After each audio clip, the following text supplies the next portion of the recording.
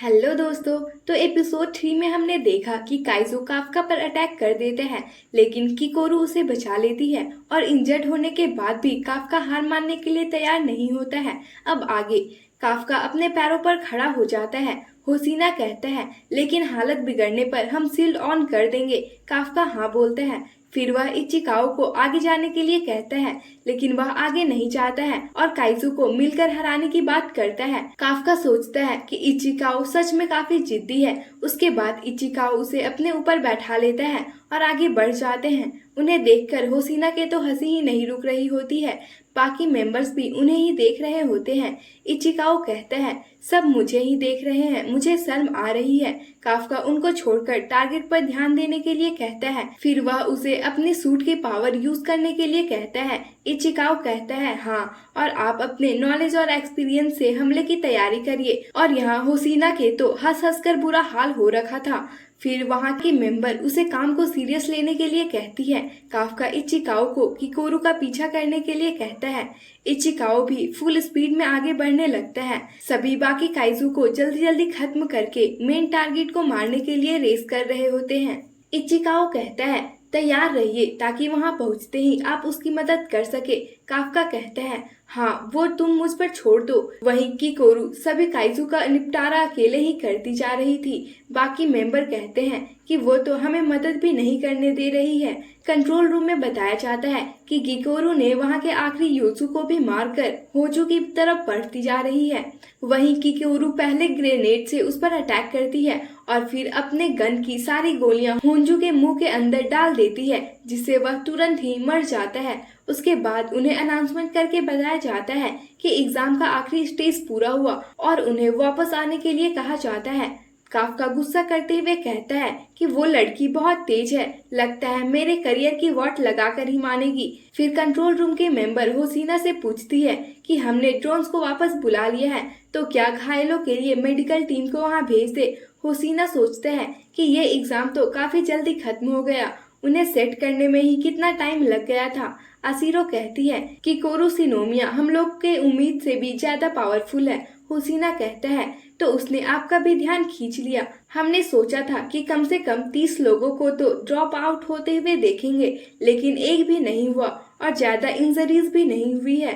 आखिर वो डायरेक्टर सिनोमिया की बेटी जो है, मुझे पता है एक दिन वो डिफेंस फोर्स का बड़ा नाम बनेगी।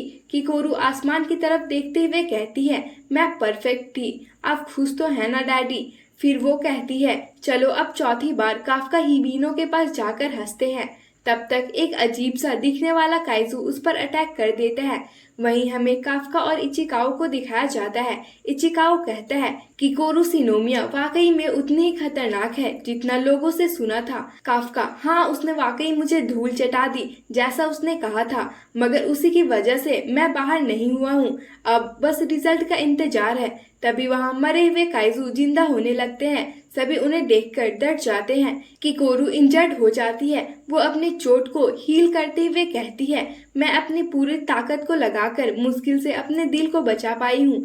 फिर वह उस काइजू को देखते हुए कहती है, आखिर ये चीज क्या है। काइजू कहता है, क्या बात है, अभी भी जिंदा हो। किकोरू काइजू को बात करता हुआ देखकर हैरान होती है। वो उस बड़े वाले काइजू को भी जिंदा कर देता है। किकोरू कहती है, ये काइजू है और इंटेलिजेंट भी, मैं इसे मार डालूंगी। काइजू उसकी तरफ देखकर कहता है कि इंसान को उतना ही निवाला लेना चाहिए जितना कि वो चबा सके, और उस पर कई गोलियां चला देते हैं, जिससे किकोरू पूरी तरह से इंजर्ड हो जाती है। कंट्रोल रूम में भी उसके चिल्लाने की आवाज सुनाई देती है और उन्हें भी उसके इंजर्ड होने का सिग्नल मिल जाता है। होसीना पूछता है कि वहाँ क्या हो रहा है, तो वहाँ की मेंबर बताती है कि जो काइजू मर गए थे वो फिर से जिंदा हो रहे हैं।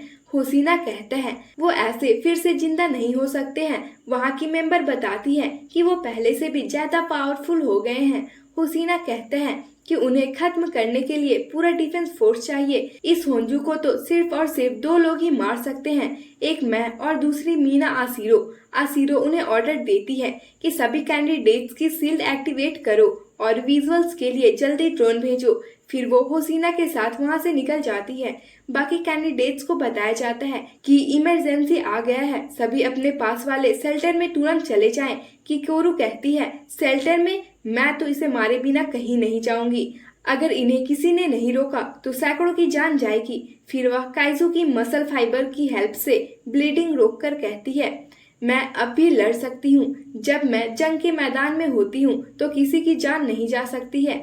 उसके बाद वह काइजू पर अटैक करने ही वाली होती है, तभी वह इसे मारकर दूर फेंक देता है। वह कहती है, मैं हार नहीं सकती, और अपने बचपन के दिनों को याद करने लगती है। उसके फ्रेंड रीसा रिजल्ट देखते हुए कहती है कि वाह, इस बार भी तुम टॉप स्कोरर हो।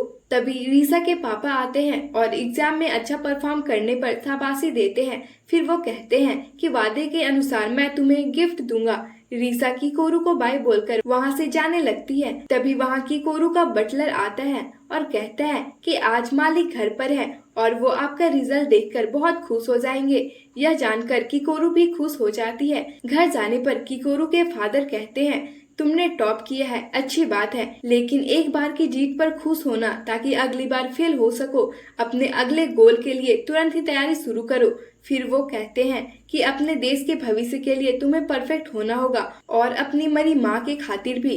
किकोरू हाँ बोलती है। सीन प्रेजेंट टाइम में शिफ्ट होता है। किकोरू फिर से उठकर काइजू पर अटैक करने के लिए जा रही होती है, लेकिन काइजू उसे मारकर गिरा देता है। किकोरू कहती है, मेरा एक हाथ काम नहीं कर रहा है, पर मैं एक हाथ से भी लड़ सकती हूँ, और उठ जाती है, लेकिन उसकी गन छूटकर नीचे गिर जाती है। काइजू खुद को और पावरफुल बना लेता है। तब तक ड्रोन्स वहां पहुंच जाती है। वहां की मेंबर बाकी लोगों को बताती है कि किकोरू होंजू के पास है और घायल भी है।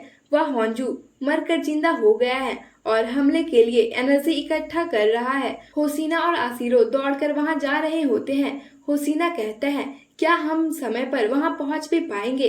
किकोरू वहां बैठी होती है और काइजू उस पर अटैक करने के लिए अपनी एनर्जी को कलेक्ट कर रहा होता है। किकोरू अपने पापा को सॉरी बोलते हुए कहती है कि मैं इस बार परफेक्ट नहीं बन पाई। तभी काफका वहां आ जाता है और किकोरू को कहता है कि तुमने सच में अच्छा काम किया। फिर वो काइजू के अटैक को रोककर खुद काइजू में चेंज होकर कहता है, तुम्हारी वजह से ही वो बाकी सबको इवैक्यूएट कर पाए हैं। अब बाकी काम तुम मुझ पर छोड़ दो। सभी को फ्लेयर सिग्नल देकर वहां से बाहर निकलने में गाइड की जा रही होती है। इचिकाओ दौड़कर काफका के पास जा रहा होता है और उस मोमेंट को याद करता है जब उन्हें बताया जाता है कि होंजू जिंदा हो गया है और किकोरू उससे लड़ रही है। इचिकाओ उन्हें कुछ बोल ही रहा होता है, लेकिन उससे पहले ही काफका वहां से जा चुका था। फिर वो कह रहा था कि कहीं वो ट्रांसफॉर्म तो नहीं होने वाले हैं ना। अगर वो काइजू में ट्रांसफॉर्म हो गए तो पक्का मारे जाएंगे। फिर वो भागते हुए कह रहा होता है कि वो जरूर ट्रांसफॉर्म हो गए होंगे। एक बार वो कमिटमेंट कर लेते हैं तो किसी की भी नहीं सुनते।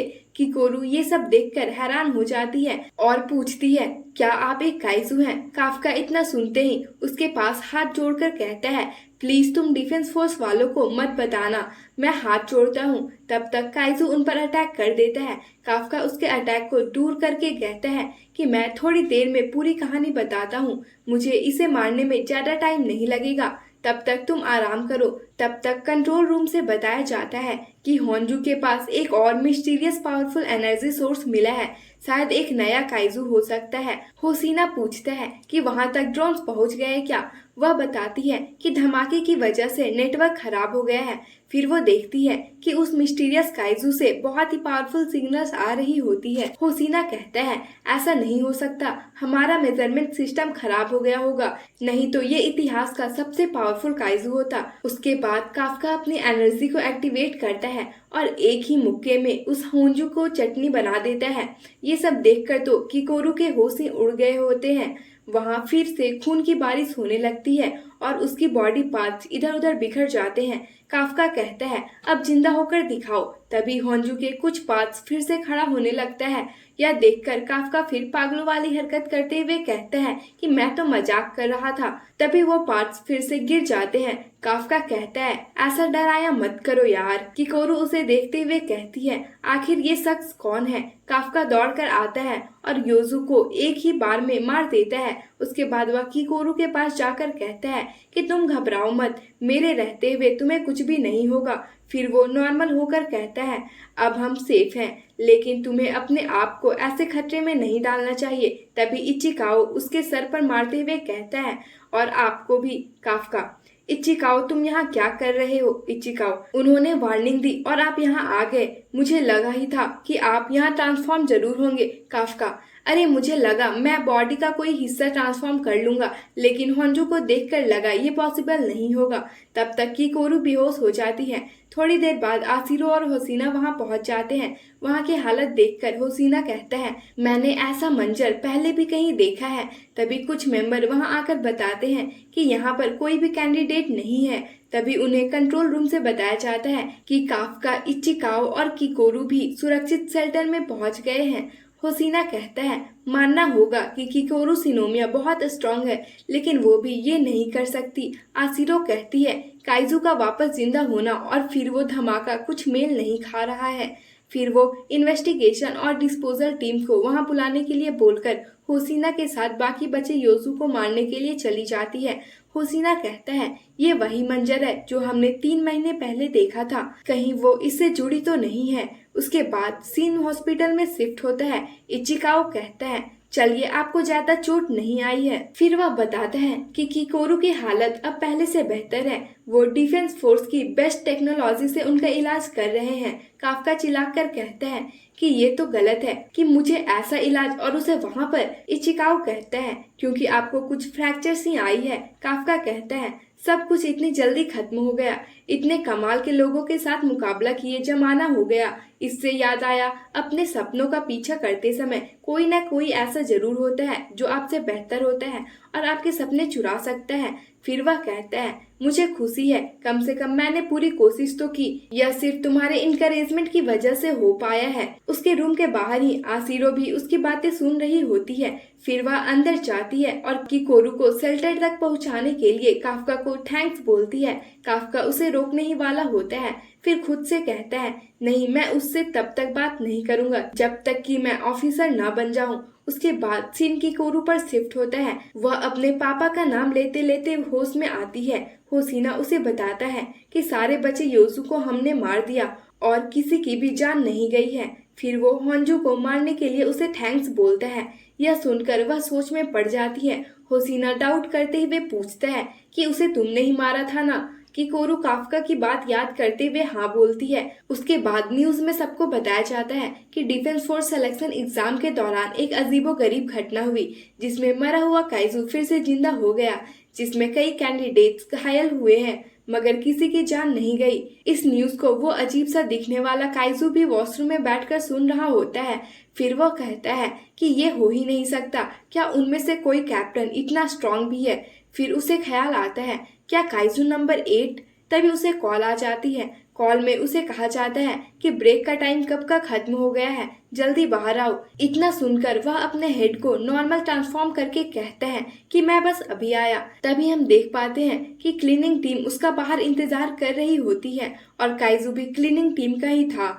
बाहर आकर वह कहता है कि मेरा पेट खराब हो गया था। फिर सभी टीम मेंबर टेस्ट टाइम में हुए एक्सीडेंट की बातें करते हुए जाने लगते हैं और यहाँ हम देख पाते हैं कि वो काइजू बना मेंबर भी अभी पूरी तरह से खुद को नॉर्मल नहीं रख पा रहा होता है। और यहीं पर यह एपिसोड खत्म हो जाती है। अब आगे की स्टोरी अगले वीडियो में। आप सभी प्लीज रिव्यू शेयर करें और आप हमें नेक्स्ट एनिमी भी कमेंट बॉक्स में सजेस्ट कर सकते हैं। बाकी हमारे चैनल को लाइक, शेयर एंड सब्सक्राइब कर ले। मिलते हैं अगले वीडियो में, तब तक के लिए बाय बाय।